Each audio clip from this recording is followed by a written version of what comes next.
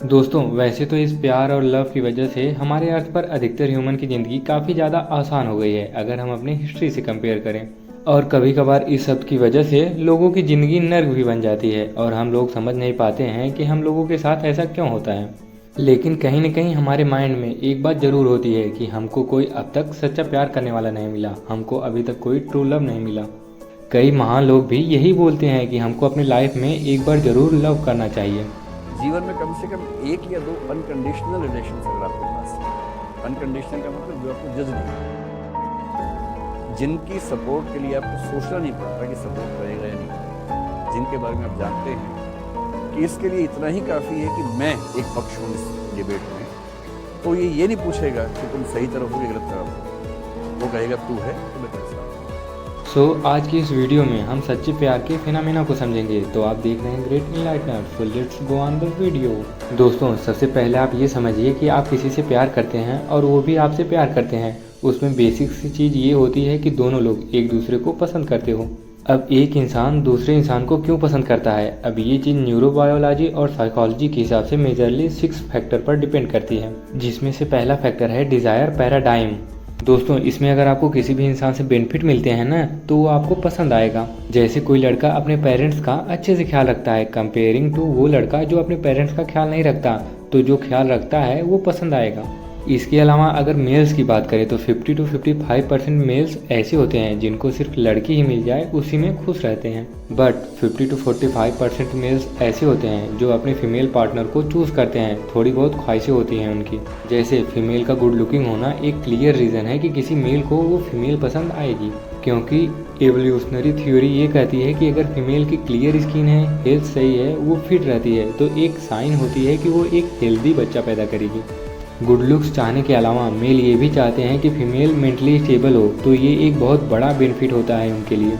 अब देखिए शुरुआत से ये ट्रेट बेस्ट फॉर्म में फीमेल में नहीं मिलते हैं, इसलिए जिन फीमेल में ये दोनों ट्रेट पाए जाते हैं वो काफ़ी ज़्यादा डिज़ायरेबल और रेयर मानी जाती हैं।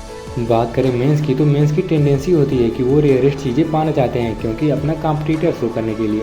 इसलिए आपने ये ज़रूर देखा होगा कि अगर आपका दोस्त किसी हेल्दी और गुड लुकिंग गर्ल के साथ होता है ना तो वो आपको बार बार बोलेगा देख कि मेरी बंदी है, और सेम यही चीज़ अगर उल्टी हो तो वो आपसे यही नहीं बताएगा कि मेरे पास गर्लफ्रेंड है। और ये सिर्फ मेल्स के साथ में नहीं, फीमेल्स के साथ में भी ऐसा होता है। इसलिए दूसरा फैक्टर है स्केर्सिटी।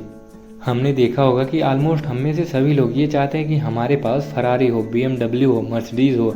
ऐसा हम चाहते हैं इसलिए नहीं क्योंकि हम इन गाड़ियों को हमेशा भगाना चाहते हैं, बल्कि इसलिए क्योंकि ये गाड़ियाँ रेयर हैं, हर किसी के पास नहीं है, और अगर मेरे पास हैं तो मैं एक बढ़िया बंदा हूँ और इससे मेरी लोगों पे एक अलग इमेज बनती है। ऐसे ही अगर कोई फीमेल एक मेल को पसंद करती है और उस मेल की लोगों में एक अलग इमेज बनती है और उस मेल को और भी लड़कियाँ पसंद करती हैं, तो वो मेल अपनी बंदी की नज़र में और भी ज़्यादा डिज़ायरेबल बन जाता है क्योंकि वो रेयरेस्ट है। इसके अलावा जनरली किसी ह्यूमन के पास उतना ही अच्छा कोई दूसरा सोर्स नहीं होता ना, तो वो जो चीज़ है या इंसान होता है वही उसके लिए यूनिक हो जाता है क्योंकि वो रेयर है।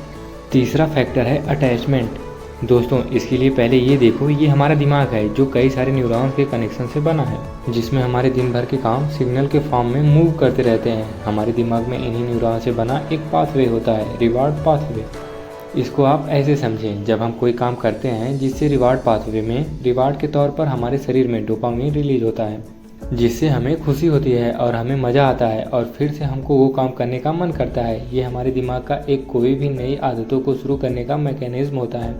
जैसे वो आपकी नई आदत है ड्रग्स लेना, तो ड्रग्स को लेने में आपको मज़ा आएगा, थोड़े टाइम बाद आप लोग ड्रग्स के एडिक्ट हो जाएंगे, और अगर आपको ड्रग्स नहीं मिलेगी तो आपको तलब उठेगी। ऐसे ही अगर वो काम आपका किसी के साथ लंबे समय तक रहना हो, जैसे आपके पेरेंट्स भी हो सकते हैं, आपके दोस्त भी हो सकते हैं, या फिर आप किसी पर्सन के साथ रिलेशन में हो, तो उसके साथ आपको इस चीज़ की आदत हो जाती है, वो आपको नहीं मिलते हैं तो आपको उनकी याद आती है।